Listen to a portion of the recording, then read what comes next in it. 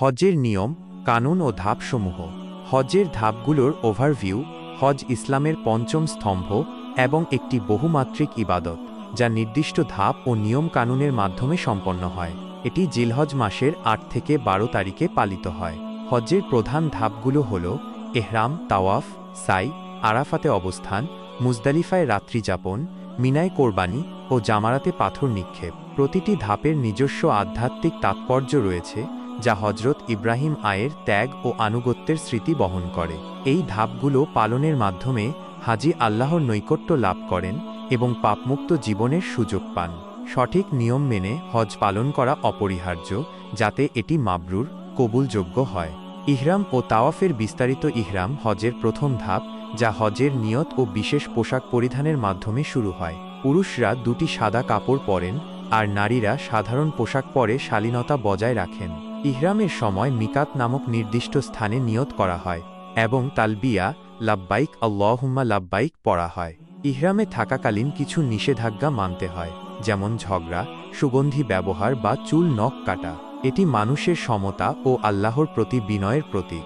তাওয়াফ হল কাবা শরীফের চারপাশে ৭ বার প্রদক্ষিণ করা।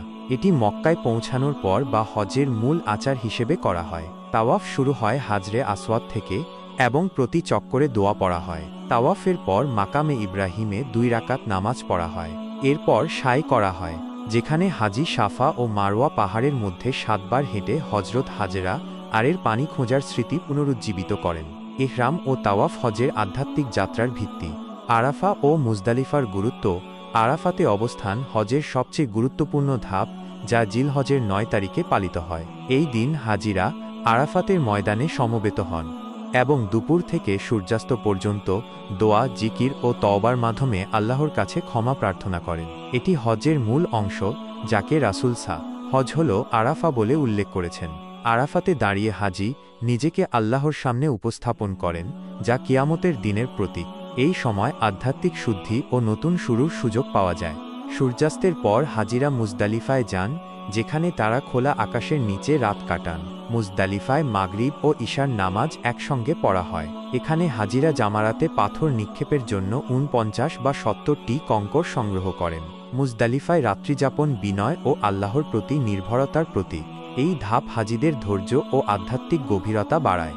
আরাফা ও মুজদালিফা একত্রে হজের আত্মিক উচ্চতার শীর্ষে পৌঁছায়।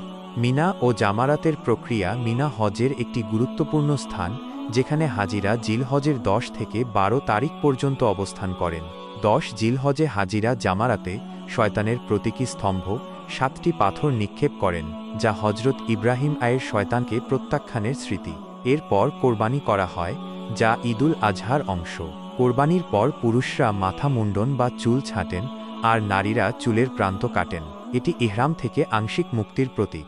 ১১ ও ১২ জিলহজে হাজিরা আবার জামারাতের ৩টি স্তম্ভে পাথর নিক্ষেপ করেন। মিনায় তাঁবুতে থাকা ও এই আচারগুলো ধৈর্য ও শৃঙ্খলার পরীক্ষা।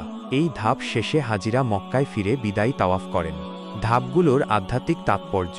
হজের ধাপগুলো ত্যাগ, ধৈর্য ও আল্লাহর প্রতি আনুগত্যের প্রতীক। ইহরাম থেকে জামারাত পর্যন্ত প্রতিটি ধাপ হাজিকে আধ্যাত্মিকভাবে শুদ্ধ করে এবং ঐক্য ও সমতার বার্তা দেয়। এই ইবাদত জীবনকে নতুনভাবে শুরু করার সুযোগ দেয়।